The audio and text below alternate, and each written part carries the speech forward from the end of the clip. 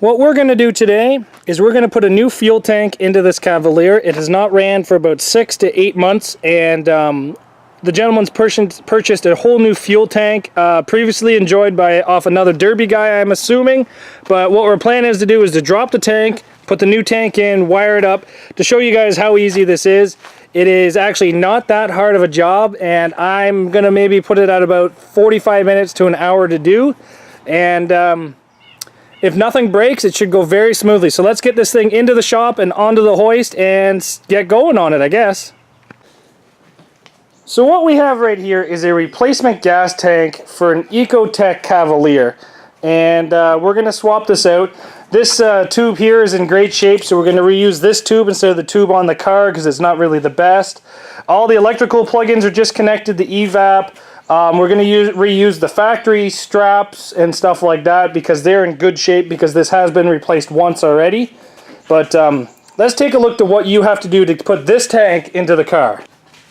So first things first, disconnect your filler tube, your evap system, your electrical, and then I believe the fuel line quick disconnects are up here. So we're going to disconnect those before we drop the tank as well. So let's get going on this more than what we are.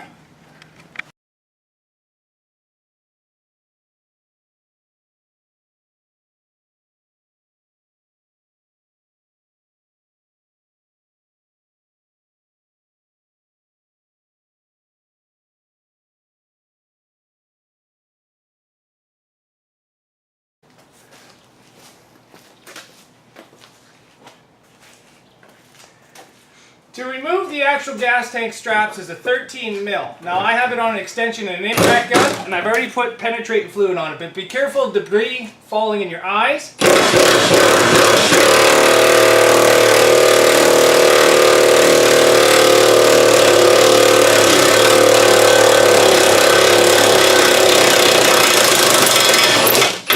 Just like that. And then just pull the strap down. As you can see, the bolts get pretty rusty. So make sure you put some penetrating fluid on it before it goes, because if these break off in there, it's going to equal a very bad day for you. Let's get the other one out now. When we put them back in, we're going to anti-seize them, that's for sure. Hold this thing.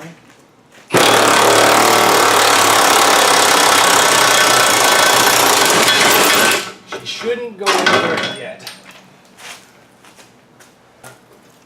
Okay.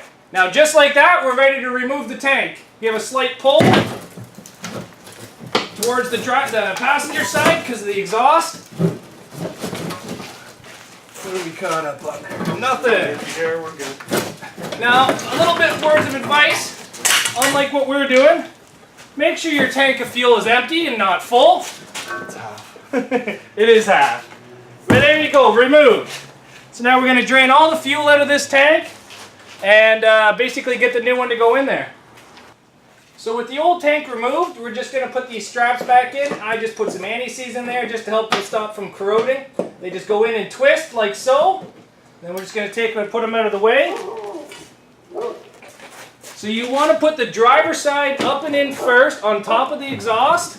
When that's up there, take all your fuel line and bring it around your rear axle, trailing arm setup.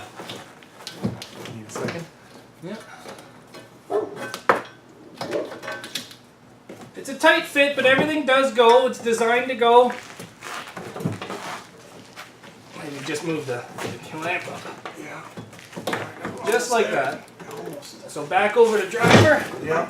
There you go. So she's back up in place now. When it's up there, it basically just stays. And now it's just as simple as putting some anti-seize on the bolts, putting it through the holes on the strap, and then putting it right back into place.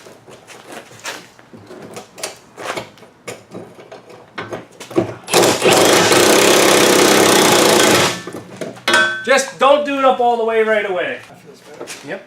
So now with both of them started, we can gun them up. You don't want to go super tight to snap them. You want to just basically bottom out the bolts. Just like that. Back over to the first one.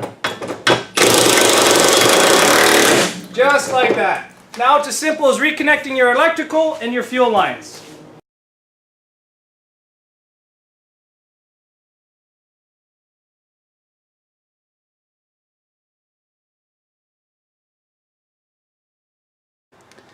We ran into a couple issues where mud wasps had actually made a nest in the intake and return fuel lines, but we had to clean that out. But we've got it all cleaned out. Let's bring this thing down. We will try to prime the system and turning the car over, and then see if this thing fires up now with the new fuel tank and fuel pump into it. We have everything hooked up now. There's still air in the fuel line system, as you can see it coming up. We're just going to turn this thing over until it works itself out. So go ahead and turn it over. That's just starting to work the air out of the system. Keep going, turn over.